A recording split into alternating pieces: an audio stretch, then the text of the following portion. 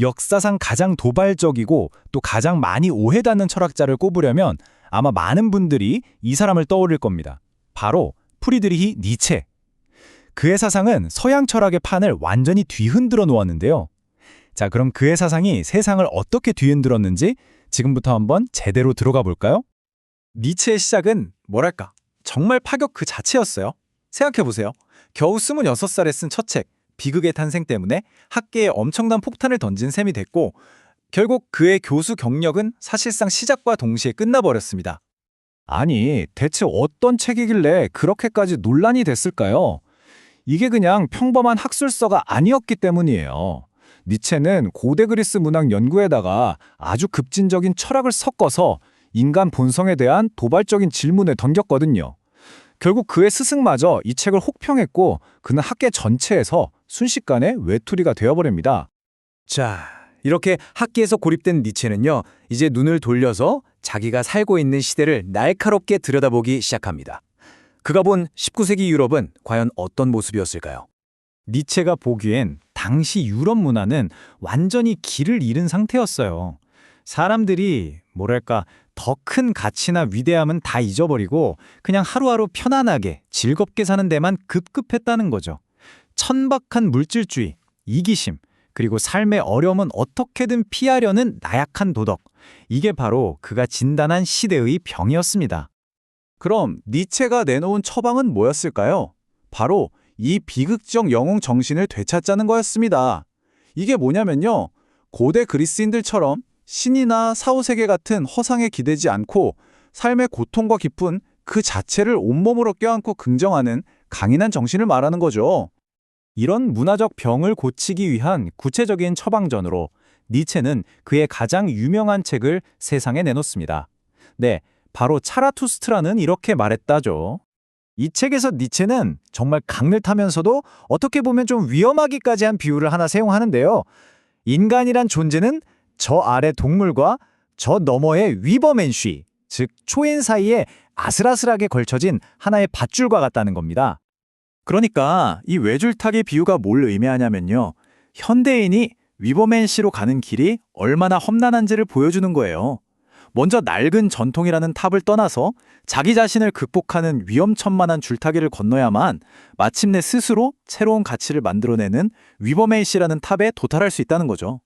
결국 이 모든 얘기의 핵심은 가치를 도대체 누가 만드느냐는 질문으로 이어져요. 니체는 도덕을 딱 두 가지로 나눕니다. 하나는 강하고 고귀한 자들이 자신의 힘을 긍정하며 만든 주인 도덕, 다른 하나는 약자들이 강한 자들에 대한 원한, 즉 르상띠망에서 만들어낸 삶을 부정하는 노예 도덕. 니체는 바로 이 노예 도덕이 현대사회를 지배하고 있다고 봤던 겁니다.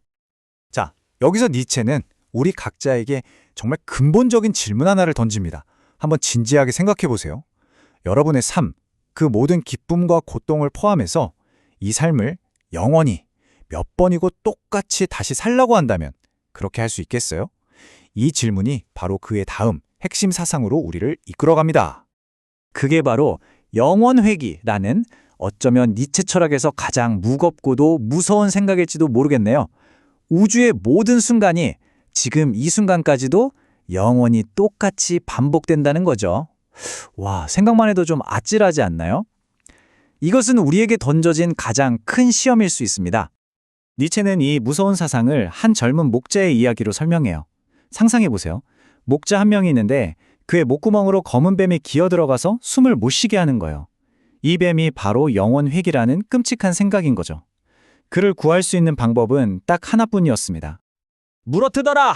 차라투스트라가 이렇게 소리치자 목자는 자신의 의지로 뱀의 머리를 확 물어뜯어버립니다. 이게 바로 운명을 피하는 게 아니라 정면으로 받아들이고 사랑하는 것, 바로 아모르파티를 상징하는 거죠. 그리고 그 순간 그는 더 이상 고통받는 목자가 아니었어요. 환하게 웃음을 터뜨리는 새로운 존재, 초인으로 거듭난 겁니다.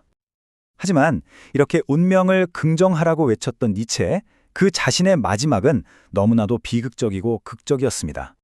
1889년 이탈리아 토리노의 한 거리에서 쓰러진 이후로 니체의 의식은 사실상 멈춰버렸습니다. 그 뒤로 10년, 그는 완전한 침묵 속에서 지냈고요. 결국 자신이 그토록 치열하게 사유했던 20세기가 막 시작되던 1900년에 조용히 눈을 감았습니다. 아니, 갑자기 왜 그렇게 쓰러진 걸까요?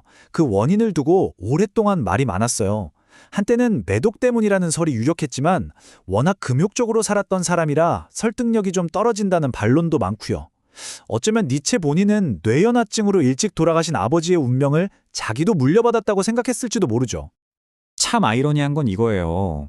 니체의 이름이 유럽 전역으로 퍼져나가기 시작한 게 정작 그 자신은 더 이상 한마디도 할 수 없게 된 바로 그 후부터였다는 거죠. 그럼 그가 침묵한 이후 그의 사상은 어떻게 살아남았을까요? 니체의 유산은 오늘날까지도 가장 널리 영향을 미치면서도 또 가장 논쟁적인 것 중 하나로 남아 있습니다. 그의 사상은 마치 거대한 나무뿌리처럼 20세기 지성사의 거의 모든 분야로 뻗어나갔다고 해도 과언이 아니에요. 프로이트나 융 같은 심리학자들부터 시작해서 카뮤, 사르트르 같은 실존주의 철학자들, 심지어 푸코나 데리다 같은 현대 철학자들까지 정말 많은 사람들에게 엄청난 영감을 줬죠. 특히 그의 정치 사상은 지금도 여전히 뜨거운 감자입니다. 그는 민주주의가 결국엔 모두를 그저 그렇게 만들어버리는 하향 평준화로 갈 수 있다고 경고했어요. 그러면서 소수의 뛰어난 사람들이 사회를 이끌어야 한다고 주장했죠.